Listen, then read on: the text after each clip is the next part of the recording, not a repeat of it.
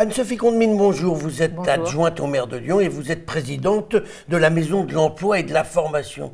J'ai envie de vous demander, c'est pas un peu trop démoralisant de s'occuper d'emploi alors que depuis des années, le chômage ne cesse de progresser ?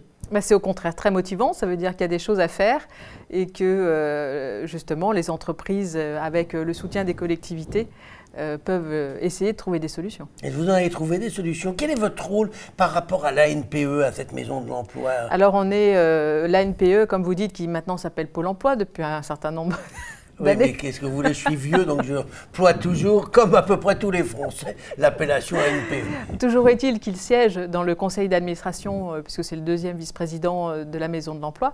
Donc on travaille en total partenariat avec la Maison de l'Emploi. En réalité, on arrive en complément de ce qu'ils font eux-mêmes et grâce aux fichiers et à toutes leurs interventions, on essaye de mettre encore plus en rapport les entreprises avec les demandeurs d'emploi. Mais ça n'a pas empêché que les chômeurs ont continué, et leur nombre a continué à progresser ces dernières années à Lyon comme partout ailleurs en France. Alors, les chiffres du dernier trimestre 2017 sont plutôt favorables. On voit une légère baisse du chômage, avec une stabilité pour les demandeurs d'emploi inscrits à Pôle emploi, mais une légère baisse du chômage. Oui. D'accord, donc là, ça commence à s'améliorer. Ça commence à s'améliorer. Vous reprenez espoir ? Oui, on reprend espoir parce qu'on sait aussi que par les derniers chiffres, que le chiffre d'affaires des entreprises, est en hausse sur la ville de Lyon et sur la métropole. Donc on se dit qu'il y a une légère reprise, notamment dans des secteurs d'activité comme la construction et le commerce.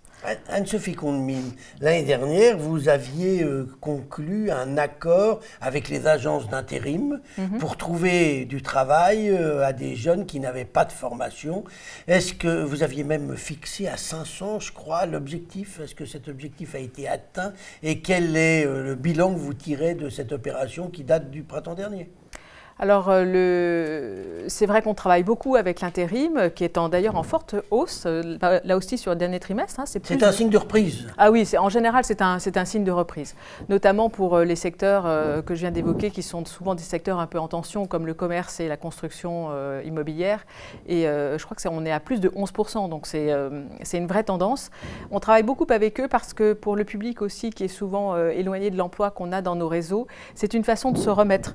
De toute façon de se remettre dans le circuit du travail. Donc à la limite, peu importe si c'est un contrat long de 6 mois, de 1 an, etc., ça les remet en course, toutes ces personnes qui trouvent ce travail-là. Et après, ça impulse en général des contrats plus pérennes. Oui, et je crois d'ailleurs que le pourcentage des jeunes qui sont passés par l'intérim et qui ensuite trouvent un travail définitif est relativement élevé. Oui, oui. En général, c'est un bon dispositif. Et vous ne m'avez pas répondu sur l'objectif de 500 jeunes. Mais parce que j'aurais peur de vous dire une bêtise sur le chiffre lui-même. J'imagine que si vous l'aviez réussi, vous le connaîtriez par cœur. Je ne sais pas, vous savez, on met en place énormément de dispositifs. On peut parler de la garantie jeune pour les jeunes, qui est un dispositif pour lequel à Lyon, on a un vrai succès.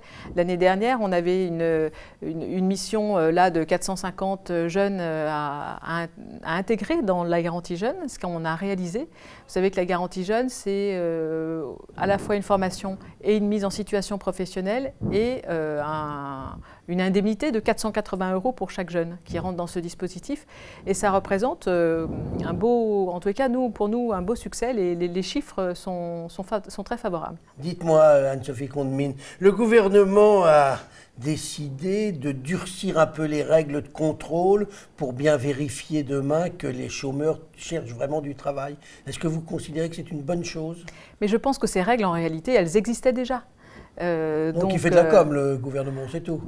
Je ne sais pas, je pense qu'il faut probablement à certains moments être plus vigilant, mais en réalité ces règles, elles existent déjà. Donc est-ce qu'elles sont mal appliquées? Parfois je ne suis même pas sûre. En tous les cas, ce n'est pas de l'incantation, c'est-à-dire qu'il y a aussi des gens qui ne répondent pas ou qui ne trouvent pas pour des raisons sérieuses. Oui, voilà. Il ne faut pas stigmatiser tout cette... Oui, mais ça c'est le gouvernement qui vient de le faire. J'imagine que si c'était M. Wauquiez qui l'avait fait, vous seriez beaucoup plus virulente.